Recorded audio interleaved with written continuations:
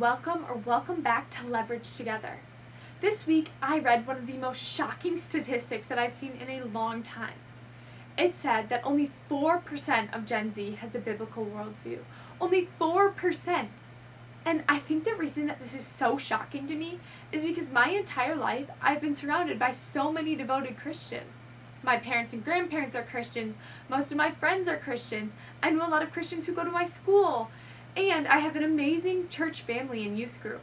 But this really got me thinking even more about the question, why am I a Christian? Many of you might be thinking, well, it's obvious. You're a Christian because that's how you grew up. And that's partially correct. I did grow up going to Sunday school each week and participating in church events like Awanas and Vacation Bible School. And I also grew up reading my Bible and praying before every meal and before going to bed at night. And there's no doubt in my mind that these experiences helped me start on my journey towards having a relationship with God. But these are just the reasons that I became a Christian. They're not really the reasons that answer the question, why am I still a Christian today? Why have I chosen to take my faith as my own and grow beyond the faith that my parents shared with me as a young child? I know that I chose to be a Christian, and I continue to choose to be a Christian and trust God, because I have actually experienced His loving guidance in our confusing and divided world. Our world tells us that we need to pick a political side, and that we must disagree with everybody and anything that comes from the other side. But this really only leads to division, selfishness, and broken relationships in our world. Another thing our world tells us is that we need to be perfect. We can see this through materialism, body image, social media, and so much more. But this toxic perfectionism can never lead to anything more than constant disappointment.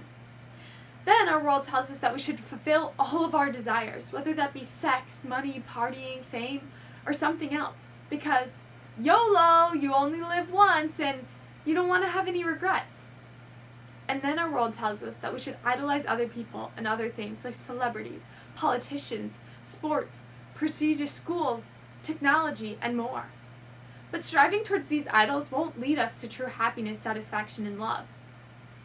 The problem here is that a lot of people, especially teens like me who are in Gen Z, do not understand how to interpret and understand God's guidance and His Word in the Bible.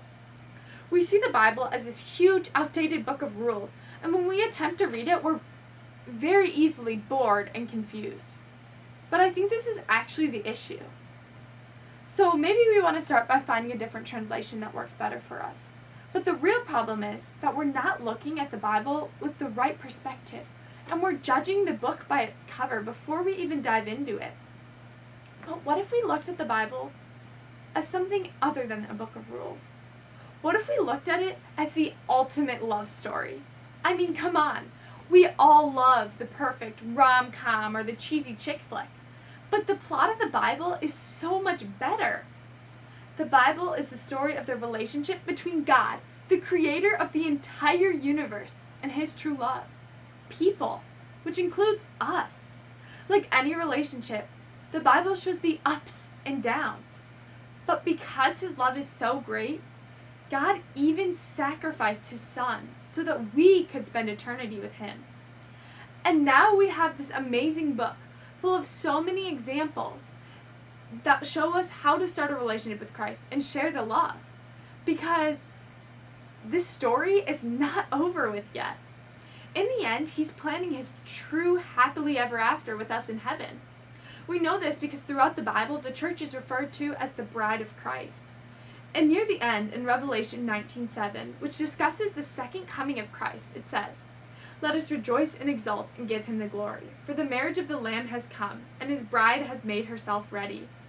So whether you became a Christian at a young age like me or not, it doesn't matter. What matters is that you're choosing to live as a Christian every day from here on out, and you're sharing your faith with others so that you can help grow the church and prepare for eternity. This seems like this large task, but you can really start with something as simple as being kind, holding the door for someone else, smiling, posting something positive on social media, or inviting a friend to youth group or church.